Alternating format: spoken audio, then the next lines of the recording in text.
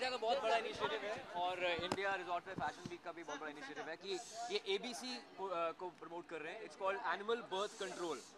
अब animals human beings की तरह they can't use condoms. So I think as guardians, as wise guardians, we should promote dog sterilisation and cat sterilisation. इससे उनकी suffering कम होती है.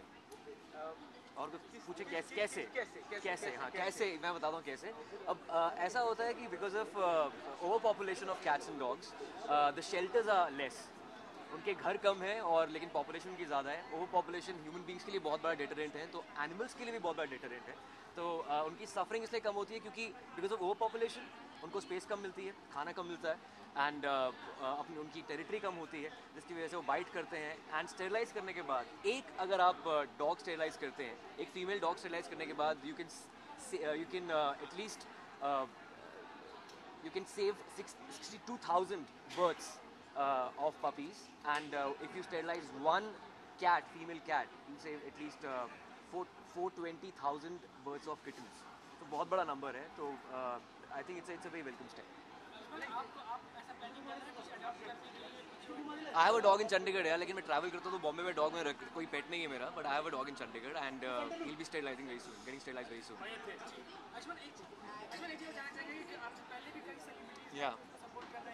आयुष्मान के परिवार में ऐसे कब आया और पहले जुड़ जाना चाहिए था या फिर कुछ सोच रहे थे इसलिए थोड़ा इतना टाइम लग गया? I think it's a very human side of it. If you feel for the animals, आप I think animal lovers बहुत ज़्यादा हैं अब आजकल.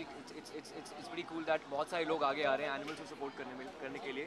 काफ़ी इश्यूज हैं जो इंडस्ट्रीज में, जैसे एनिमल टेस्टिंग होती है, उनको रोकना चाहिए. आई थिंक एक एनिमल राइट्स के ऊपर हम कुछ बात नहीं करते हैं और वो भी फॉलो करना चाहिए.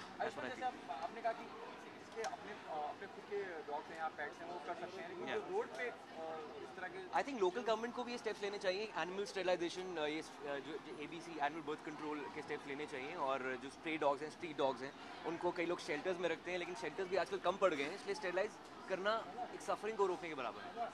एक चीज़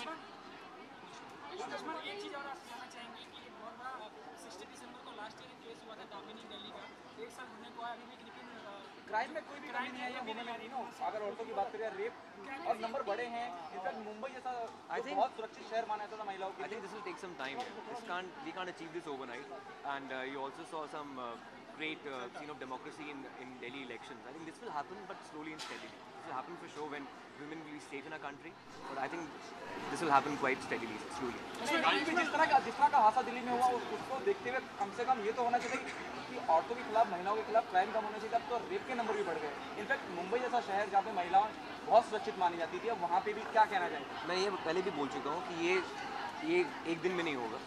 और मुझे लगता है यहाँ 2 तरह के भारत बसते हैं. मैं पहले भी बहुत बार बोल चुका हूँ कि रूरल इंडिया, अर्बन इंडिया, और काफ़ी कल्चरल शॉक्स मिलते हैं. अगर कोई गांव से शहर में आता है, वो शायद डाइजेस्ट नहीं कर पाते कि यहाँ पर औरतें जो हैं उनको इक्वल राइट्स मिलते हैं, वो कंधे से कंधे मिलाकर चलती हैं मर्दों से. तो मेरी ईगो काफ़ी हर्ट होती है उससे.